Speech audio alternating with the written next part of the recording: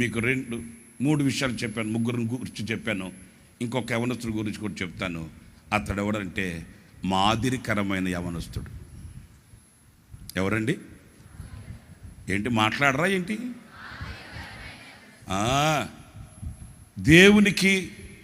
దేవుని సన్నిధికి అడ్డుగా నిలిచిన యవనస్తుడు కాదు, చిన్నబుచ్చుకున్న యవనస్తుడు కాదు. ఈ యవనస్తుడు ఎవరంటే మాదిరికరమైన యవనస్తుడు. పరిశుద్ధ పౌలు చెప్పాడు తిమోతిని గురించి, తిమోతి నీవు మాదిరిగా ఉండాలి, మాదిరికరమైన యవనుడుగా ఉండాలి. మీరు తిమోతికి రాసిన మొదటి పత్రిక 4వ అధ్యాయం 11వ వాక్యంలో ఉంటుంది, చూడండి ఆ మాట.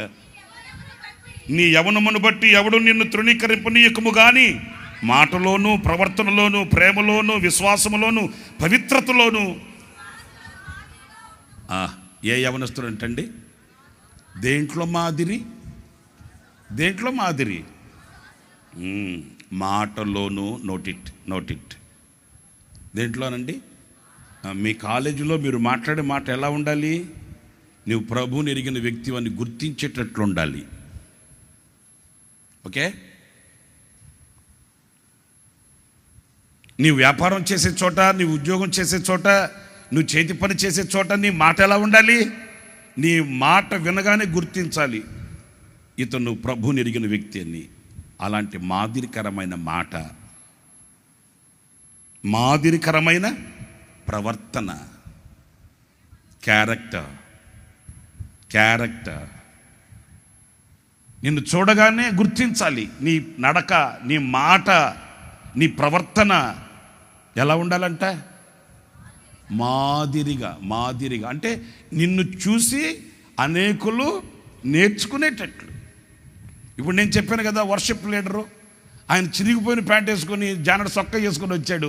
ఇప్పుడు చూసిన వాళ్ళందరూ ఏమి నేర్చుకుంటారు? అది నేను చెప్పేది ఏముంది మీకు తెలుసు కదా.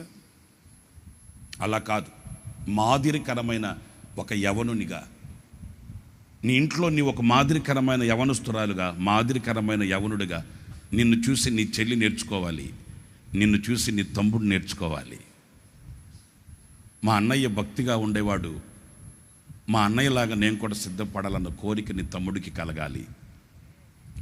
మా అక్కయ్య భక్తి కలిగింది, మా అక్కయ్యలాగా నేను కూడా భక్తి నేర్చుకోవాలని ఆశ కలిగేటట్లు నీవు ఉండాలి. ఆ మాదిరికరమైన యవనుడిగా ఉన్నప్పుడే దేవుని చేతిలో ఘనమైన పాత్రగా బ్రతకగలుగుతావు, శ్రేష్టమైన ఈవులను అందుకోగలుగుతావు. ఫలించి, అభివృద్ధి చెంది, వికసించి, ప్రకాశించి, పరిమళించి, ప్రజ్వలిల్లుతూ ప్రభు కొరకైన సాక్షిగా నీ బ్రతుకుని నిలుపుకోగలుగుతావు. అలాంటి కృప నా దేవుడు మీ అందరికీ అనుగ్రహించుగాక, మీ అందరికీ ప్రసాదించుగాక, మీ అందరికీ నా దేవుడు అనుగ్రహించునుగాక. అలాంటి శ్రేష్టమైన ఈవులను నా దేవుడు మీకు ఈ దినము పంచునుగాక. దేవుడు మిమ్మల్ని ఆశీర్వదించి దీవించుగాక.